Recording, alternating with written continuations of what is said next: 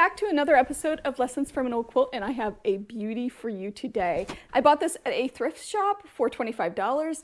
It's so cool. I know I say that for all of them, but this one's really cool. When I was doing my research, I couldn't find the actual block pattern name, and I looked for a really long time. I even looked in this book and could not find it. So if you know the name of this block, please let me know in the comments. It is a variation on the chimney sweep block, the album block, the cross patch, but I can't find the exact pattern. I do believe that this would make a great block for a signature block, however. So maybe it is like an album type of block.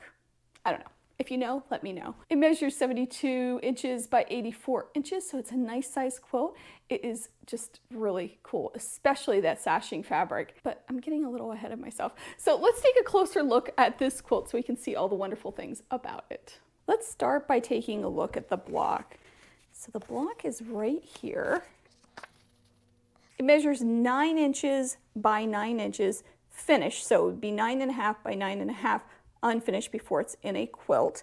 And you can see it kind of looks like it's on point, but it's not. We can see it is in a straight setting right here. There are 42 of these blocks. Most of them have a partner of the same print, at least one other block with that print. Some have more than one, and there's a few that just have one block of a print. It's an interesting scrappy quilt. It is a little bit of a controlled scrap quilt because you can see there is some diagonals, but those diagonal block placements don't get completed in a full diagonal, if that makes sense. So hopefully you can see that here. It is completely hand pieced. The only place that we see some machine work is on the edge, which we'll talk about in a minute.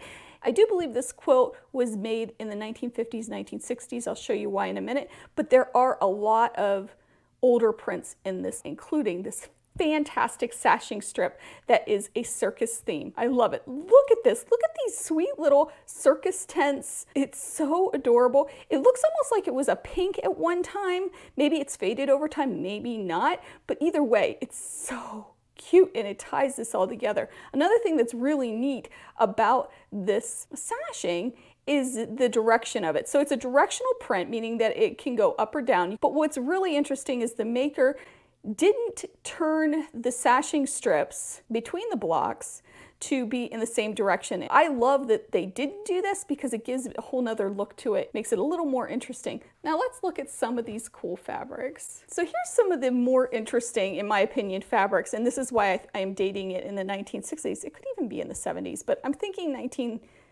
1960s. That's the vibe I'm getting from this. This screen printed fabric, it's so neat. And we see a couple of these blocks. They're a little different.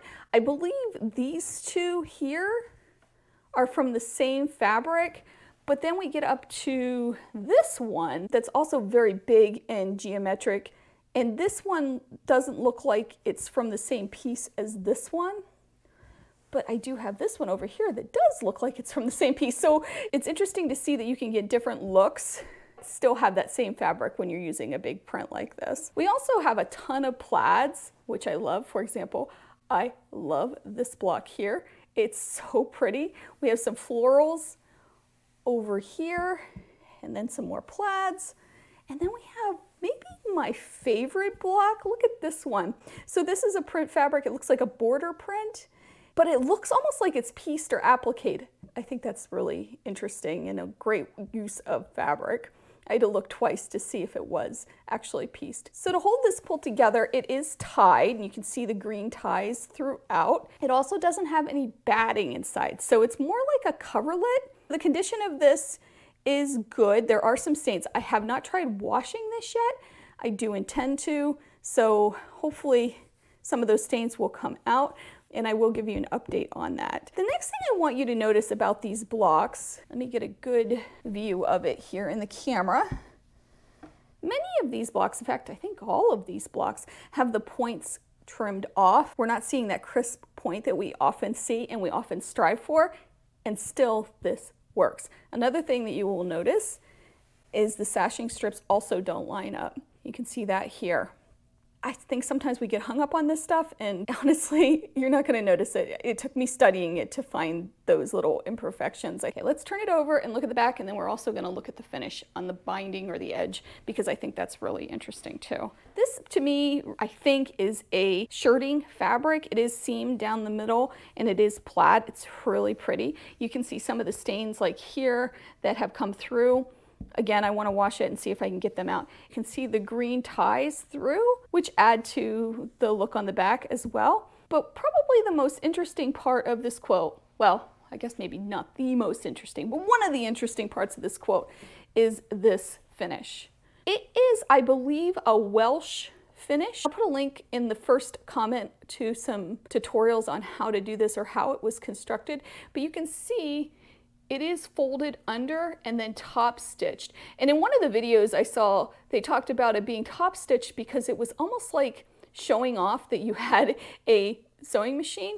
Now, I don't think that this was sewn right sides together and then turned like sometimes you see in quilts. I do think this was folded under and then stitched. And the reason I think that is because of the corners and the way that they are done. You can see how it was poked in, and actually this one's even out a little bit. You can see how it is turned in just like a Welsh finish. There's so many different ways that you can finish a quilt, and this is a great example of a technique that you don't really see that much anymore. At least I haven't seen it much anymore. There are so many things we can learn from this great quilt. And if you can think of one that I don't cover, please put it in the comments. I'd love to hear, because there are a lot. So let's get started first with that circus print. The one thing I absolutely love that the maker did on this is the direction of the circus print. My first instinct would be to make all of the strips go the same direction, but I like how the maker turned them for the sashing strips between the blocks and then stitched it the lengthwise. Next, that finish, so the Welsh finish is so neat. It's something I want to try. I've never done it. There are a few videos on it, and I will link them below. Let me know if you've used this technique to finish quilts. I love how it looks. Now, granted, this doesn't have batting in it, but still, I really believe that that's the technique that was used for the finish on this quilt, and I'm here for it. Let's talk about those plaids and florals together. I love it that. I love the backing being plaid. I love that there are blocks that are plaid. I love that there's a mix of all kinds of different fabrics between plaids and florals and those geometric screen printed prints. I love this. I love how the mix is there, and that circus print, again, ties it all together. Can you tell I love that circus print? I love that circus print. This quilt isn't only a favorite of mine. My dog Daisy loves it too, so it is Daisy approved. I did play around with the block a little bit. I made some samples. If you're interested in a tutorial at some point on this block, let me know. I do have a few other videos that are inspired by Lessons from an Old Quilt quilts.